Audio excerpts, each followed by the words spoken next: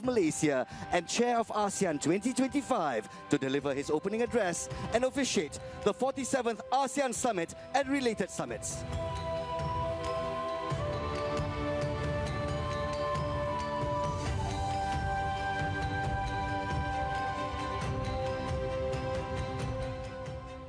Assalamualaikum warahmatullahi wabarakatuh dan salam sejahtera.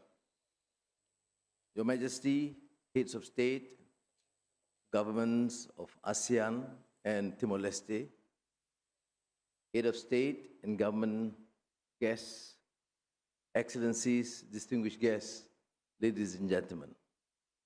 On behalf of the government and the people of Malaysia, I sincerely welcome Your Majesty, ASEAN leaders, guests of the Chair, Secretary General Guterres, EU President, President Brazil, Lula, Ramaphosa of South Africa, Mark Carney of Canada, to join us here in Kuala Lumpur at the 47th ASEAN Summit.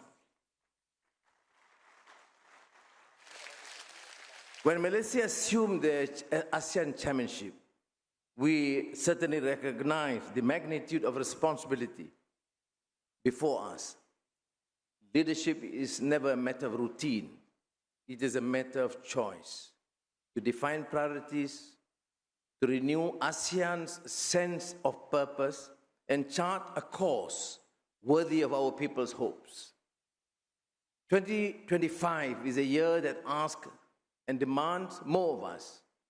The world feels unsettled, the old order no longer certain, the new one not yet defined.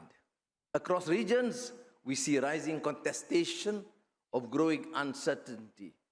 These crosswinds test not only our economies, but our collective resolve to keep faith in cooperation, to believe that understanding and dialogue can still prevail in a divided age. And yet, amid these trials, ASEAN endures. Our strength lies not in conformity, but in the conviction that respect and reason still bind us together. Later this morning, when Cambodia and Thailand signed their peace agreement here in Kuala Lumpur, the world will see that conviction can achieve. It reminds us that reconciliation is not a concession, but an act of courage, and that peace, once chosen, can reshape the future of nations. Thank you, Prime Minister Thailand and Prime Minister Cambodia. The ASEAN Community Vision 2045, adopted here in May, speaks of who we aspire to be and challenges us to make these aspirations real. It calls on us to strengthen ASEAN's unity and centrality, to pursue growth that is both resilient and fair, and to safeguard the welfare of generations to come. Timor-Leste's historic admission into ASEAN today gives new meaning to that vision. Congratulations again to President Ramos Horta, Prime Minister Zaldana Gusmao. Its place here completes the ASEAN family, reaffirming our shared destiny and deep sense of regional kinship. Within this community, Timor-Leste's development and its strategic autonomy will find firm and lasting support. Your Majesty, Excellencies, distinguished guests, as chair this year, I ought first to recognize the support, understanding of my colleagues, the leaders of ASEAN. Through that, we are able to realign our priorities to keep the association resilient, relevant, and responsive to the times. Together with fellow member states, we have worked to foster the conditions for peace in Myanmar. We know this requires patience and persistence, and an honest appreciation of the realities on the ground. Guided by the 5-point consensus, ASEAN has drawn on every available channel and partner to reduce violence and ease the humanitarian crisis. But lasting peace cannot be imposed. It must be Myanmar-owned and Myanmar-led. Only then will the reconciliation endure. The relative peace and prosperity that ASEAN has enjoyed for nearly 6 decades are not self-sustaining. They must be renewed through cooperation and strengthened by shared purpose. That is why ASEAN is deepening economic linkages, widening trade, and enhancing competitiveness. The upgrade of the ASEAN Trade in Goods Agreement to be launched at this summit will create a more seamless regional market, unlocking scale, efficiency, and opportunity for our businesses and workers alike.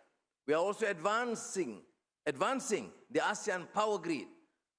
The new APG financing facility will help bridge funding gaps and accelerate our transition towards cleaner, more secure energy. In parallel, we are moving forward on the ASEAN Blue Economy Framework and the regional electric vehicle ecosystem, building the foundations of sustainable industry and green growth. With ASEAN's digital economy expected to double to $2 trillion by 2030, we have agreed to fast-track the ASEAN Digital Economic Framework Agreement by 2026. And to ensure technology remains our servant, not our master, we will establish the ASEAN AI Safety Network, AI Safe, to embed ethics, safety, and sound governance in the use of artificial intelligence. Excellencies, ladies and gentlemen, rising protectionism and shifting supply chains remind us that resilience depends on adaptability. ASEAN must not stand still. We must have the courage to forge new partnerships and the foresight to deepen existing ones. In that spirit, we hosted the second ASEAN GCC and the ASEAN GCC China summits earlier this year. Tomorrow, we convene the 5th RCEP Leaders Summit, advancing the world's largest free trade area toward its full potential. We also welcome again Brazil and South Africa, guests of the chair, to the 20th East Asia Summit, an important step in widening ASEAN's engagement with the BRICS and the G20 and strengthening our bridge to the global south. The future of ASEAN will not be written by circumstance. It will be written by choice, by the choices we make today.